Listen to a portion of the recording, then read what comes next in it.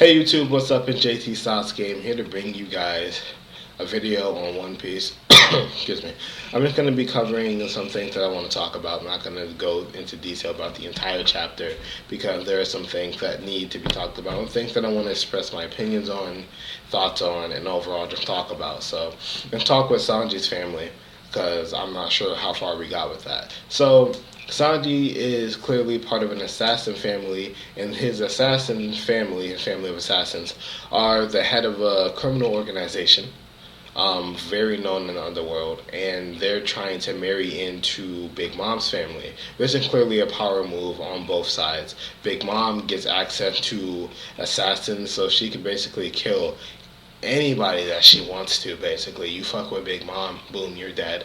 There's that. And then on top of that, there's so much information that Big Mom has because she is a Yonko that the Vinsmoke family could just call up Big Mom and be like, I need information on this person. And she could look into her resource and be like, I need information on this person. She gets that information, he relays it back to the Sanji's dad. I have the information on this person. You know what I'm saying? It's such a clever power move, and it's great the way it's set up because that puts Luffy in direct confrontation with Big Mom. We already seen that Luffy and Big Mom were supposed to be the two. Big Mom was supposed to be the person that Luffy fought first. And after everything that's happening with Kaido, you would think that, okay, well, Luffy's not going to fight Big Mom first. Luffy's obviously going to fight Kaido first. But now this came up. So, like, what takes precedence? For Luffy, Big Mom takes precedence. And it's not even about Big Mom. It's really about Sanji. All Luffy wants to know is Sanji actually leaving the crew or not? And is he leaving on his own accord? In this chapter, we find out that Sanji will most likely be leaving the crew if he agrees to the wedding. And if he didn't agree to this wedding, then Big Mom would have sent him a package like 2 or 3 days later, and it would have been in the package would have been the head of someone he held dear.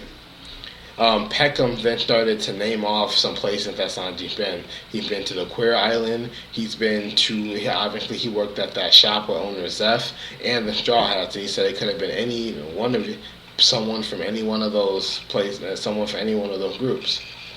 Which begs the question, how the hell did Big Mom know all this? And Luffy even said that. And Peckham was like, dude, you understand, Big Mom is a Yonko. If she wants information, she's got it.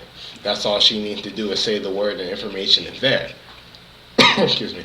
Which makes you think just how powerful of an influence she is and how scary she is. Just the name Big Mom has to scare people and has to be something that is highly regarded with respect. So I'm wondering exactly how powerful she is. I hope she's very powerful, honestly. I hope that, like, her power and battle capabilities live up to the name that she has. Because I didn't take Big Mom seriously until this chapter when I find out just how vast her influence is. And I don't know why I never thought about that.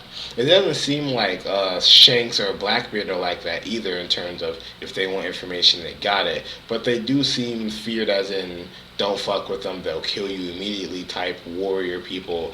For instance, Big Mom, who's just like, I have eyes everywhere. So that's how I feel about Big Mom, and I have a lot more respect for Big Mom.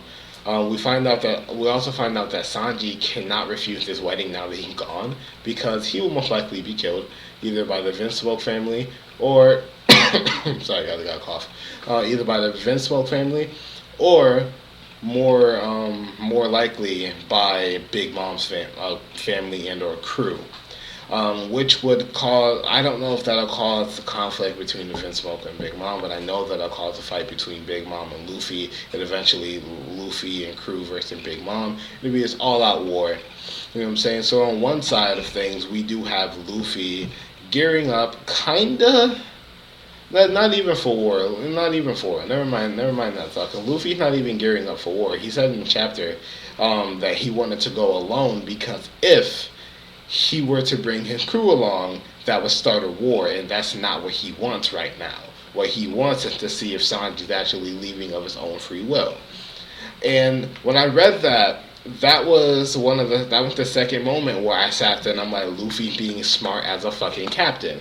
First time I've ever seen Luffy actually give some true good captain orders is when he told everybody to bail at Archipelago Shabondi. That was the first time. This is the second time, and that was smart. And it made sense, you know what I'm saying? If you want to talk, come by yourself. Don't bring your crew. You know what I'm saying? Although it would be smart to bring a couple people, in my opinion, just in case things do go south and you do gotta fight some people. Maybe you, Brooke, and Frankie. You know what I'm saying, could go. And you're just like, oh, they're just here just in case things go south. I just really want to talk. I just want to see Sanji or whatever. Maybe take part in the ceremony or something. You know, that's all you really have to do. But then on the other side of things, we have Kaido. Now, Zoro said, I believe last chapter, that Kaido, they fucked with Kaido badly. Okay? They destroyed the factory. they destroyed the entire factory on Punk Hazard. They did the same on Dressrosa, and they took out Doflamingo and got him arrested. So Kaido is probably gunning for the Straw Hat crew right about now. And Jack found Zoe, so they know exactly where Zoe is, and they know that, I'm pretty sure they can find out exactly where the Straw Hats are right now. And we find out that Trafalgar Outlaw said that they were going to go to Zoe just so they could chill out and lay low for like a couple days or two so they can regroup. That's not happening anymore. Most likely Kaido's going to come to Zoe and wreck shit. And not only are they going to come to Zoe and they're going to wreck shit, but they're going to start another fight with the Minks, and the Minks haven't recovered from the last fight. So you have people who haven't recovered but are still pretty decent warriors fighting alongside the Straw Hat crew and the Heart Pirates, going up against one of the Yonko forces, probably full force in this time. It's going to be a hell of a mess. Zoro brought that to his attention and was just like, dude, we let Sanji do his own thing. He got himself into this. We got bigger fish to fry. And in a sense, Zoro is very right. They do have bigger fish to fry. But for Luffy, friendship over everything, which I admire, but I would let Sanji do whatever he's about to do, face this Kaido situation, then go get Sanji. You know what I'm saying? Go get Sanji afterwards. But it's clear that the crew is going to split up, which is going to be cool. We're going to see Luffy possibly go against Big Mom. There's going to be Zoro, who's going to be leading as like leader of that section obviously of the rest of the crew right now, against Kaido most definitely. A lot of people want to see Jack versus Zoro. I also want to see that because Zoro's been fighting scrubs, and it would be nice to actually see Zoro fight somebody who can give him a literal challenge. So that's a thing. So I can't wait to see that. And in this chapter, we get to see like Luffy kind of tease Zoro about being worried about Sanji, and Zoro sits there and says, "Look, man, I told you to leave that shitty cook to his ordeals. We have things to do." We also get to see Law. Law has 20 members of his crew now, which I'm very surprised about.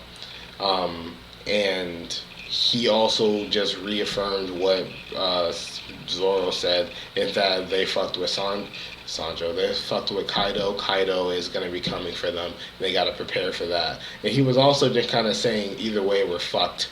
You know, saying either we're going to fuck with Big Mom and die, or no, he said either we're going to go to Kaido and go into all-out war, or Kaido's going to come here and is going to wreck everything. So either way, we're kind of fucked. And they went to Zoe, like I said, to just like chill and hide for a while, but that cover's blown.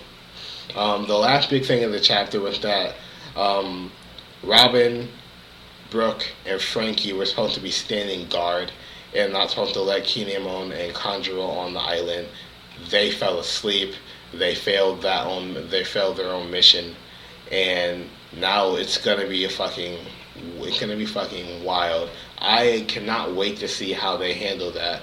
A lot of people have been saying that they were going to betray the Straw Hat crew.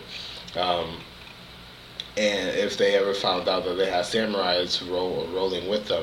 And at first I was just like, no, that's not true, but Now I think after what Robin, Frankie, and Brooke were saying, I believe so. I believe that could be a possibility. But this video's gone on for too long, so comment down below. Let me know what you guys think. Subscribe to my channel for more content. I'll see you guys later. Peace.